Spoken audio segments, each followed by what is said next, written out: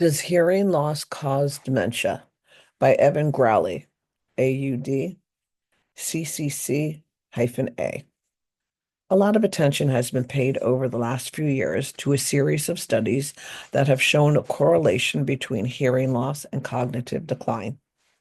This has led to a debate amongst insurance companies, healthcare providers, and even congressional representatives about whether hearing aids should be covered by insurance and Medicare. It's also incentivized many people to see their audiologist for preventative care in hopes of mitigating their risk of dementia. But what are these studies and what have they actually said about the link between hearing loss and cognitive decline? In 2013, a study titled Hearing Loss and Cognitive Decline in Older Adults was published in the Journal of the American Medical Association Internal Medicine. In this study, the authors looked at the hearing test and cognitive tests in a group of nearly 2,000 adults. These participants were an average of 77 years old at the start of the study.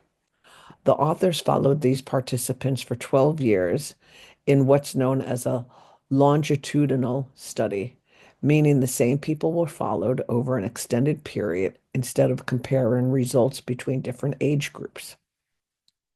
What the authors found was that, compared to those with normal hearing, individuals with hearing loss at the beginning of the study had a 24% increased risk of cognitive impairment by the end of the 12 years.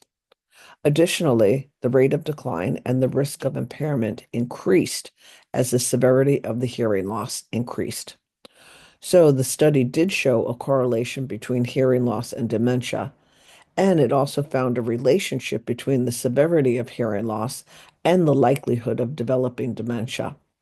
But this is not a definitive study showing that hearing loss causes dementia for a few reasons. One, the study showed correlation, not causation, because other factors like genetic predisposition or complications from other health conditions cannot be isolated from the variables that were being observed. Two, there are other traits that are also correlated with both hearing loss and dementia, such as depression and social isolation, which may contribute to the relationship.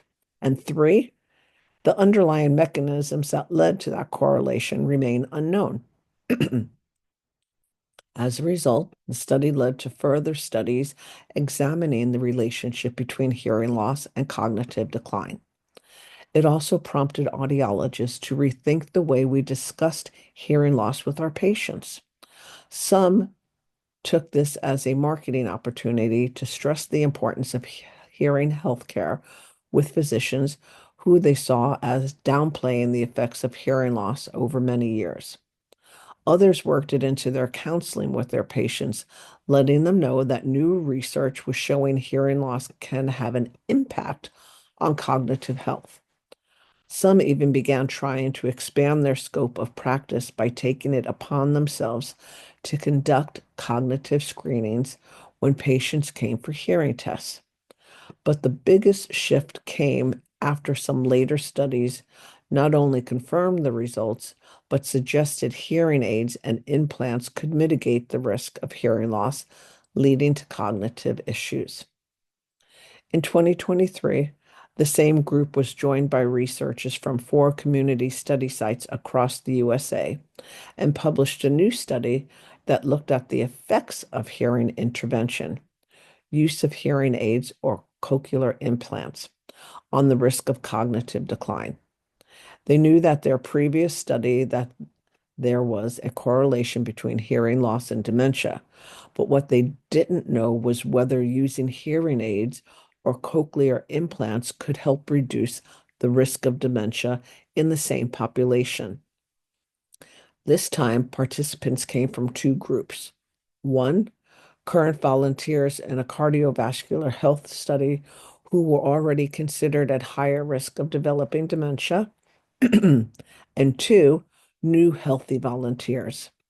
The 2 groups were randomly assigned to either receive counseling and treatment from an audiologist or complete a health education class.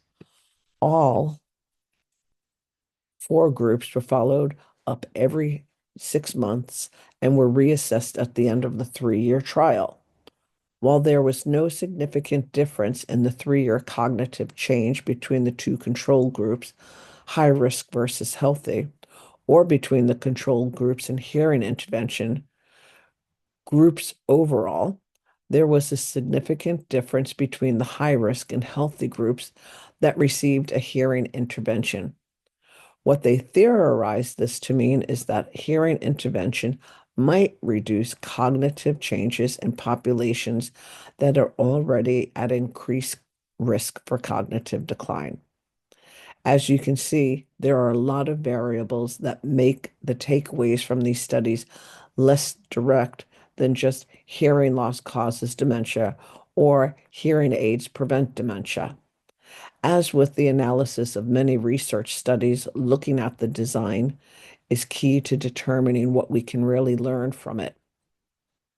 What was really interesting about the design of these studies was their use of a longitudinal model, which takes a lot longer to do and cannot be isolated from the larger context of the world in which we live, but has the advantage of following the same participants and seeing their progression over time instead of comparing them to other cross sections of the population. In short, it eliminates unknown variables that exist between different people, but introduces the other variables of everything that happens to those individual people as they live their lives. So, then, what we can really draw from the available research linking hearing loss and cognitive decline basically boils down to three main points. People with hearing loss are more susceptible to cognitive decline. The more severe the hearing loss is, the greater the rate of cognitive decline. People who are more susceptible to cognitive decline due to other health concerns and also have hearing loss can mitigate their risk by using hearing aids or implants. These are the points we should keep in mind when talking to physicians and audiologists about whether we need hearing aids to stave off cognitive decline. At the very least, it highlights the need for hearing testing to determine whether a hearing loss exists. But it also helps facilitate the conversation about what to do if there is hearing loss and whether that hearing loss can affect our health in other ways.